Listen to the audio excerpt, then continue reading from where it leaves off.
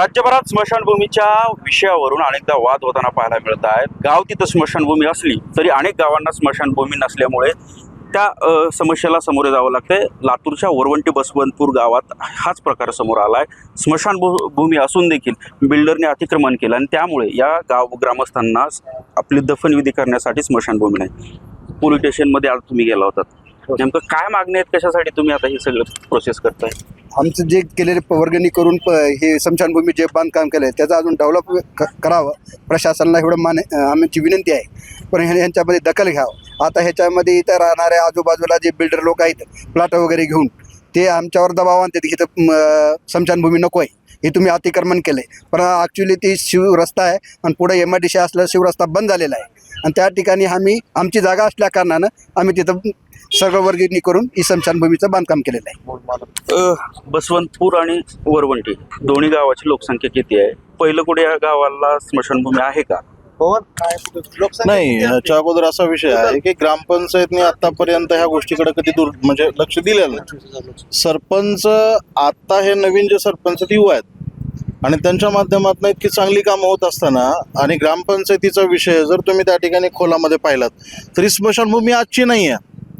कमीत कमी 50 ते 70 वर्षापासून या गोष्टी चालत आलेल्या आहेत. आज त्या ठिकाणी शेड मारण्याची आवश्यकता का भासली? प्रशासनाकडं अपुरं निधी आणि ग्रामस्थांकडनं त्या ठिकाणी केलेली वर्गणी. आज प्रेस जाळत असताना त्या ठिकाणी पाऊस पडला, म्हणून ह्या गोष्टी गांभीर्याने लक्षात घेऊन ग्रामपंचायतीने किंवा ग्रामस्थांनी त्या ठिकाणी वैयक्तिक वर्गणी गोळा करून शेड मारले. ह्याचा अर्थ असा नाही की ग्रामपंचायतीने त्या ठिकाणी किंवा वैयक्तिक ग्रामस्थांनी त्या ठिकाणी कब्जा केला, ह्याचा अर्थ होत नाही.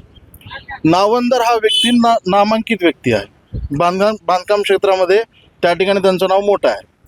त्याच्या दबावाखाली प्रशासन त्या ठिकाणी काम करू नये ही माझी अपेक्षा आहे. कारण ह्याच्या पुढे जेव्हाही त्या ठिकाणी हे प्रकरण समोर आले तेव्हा नावंदरनी काही प्रकरणं पैसे देऊनच दाबलेले आहेत असा आम्हाला संशय आहे. तर ग्रामपंचायतीकडं त्या ठिकाणी किंवा त्या ठिकाणी पोलीस प्रशासनानं ग्रामपंचायतीवरती दबाव आणू नये. सरपंचांना त्यांचं काम त्यांना करू द्यावं. हे आज झालेलं त्या ठिकाणी काम नाही आहे, 70 वर्षापासून चालत आलं. इथं ग्रामस्थ तुम्ही विचारू शकता.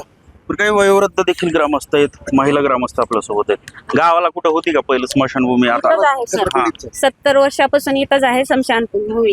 बरं आता काय व्हायला लागलं बरं? स्मशानभूमीच्या वादासाठी तुम्ही एकत्र जमला सगळे गावकरी, काय नेमकं प्रॉब्लेम काय आला? अर्ज दिलेत सर, वारंवार अर्ज देतात. नावंदकर बी आम्हाला सतवायला, त्याच्यामुळं आम्ही गावस्थ मंडळी सगळे जमा झालो. एकूणच जर पाहिलं तर हे सर्व ग्रामस्थ आहेत स्मशानभूमीच्या प्रश्नासाठी एकवटलेत. गावाला स्मशानभूमी द्यावी अशी या ग्रामस्थांची मागणी आहे आणि त्यासाठी हे ग्रामस्थ या ठिकाणी जमलेत. संदीप भोसले, साम टीव्ही न्यूज, लातूर. आता isakal.com आहे देशातील नंबर 1 ची मराठी न्यूज वेबसाईट. प्रत्येक अपडेटसाठी isakal.com ला नक्की भेट द्या.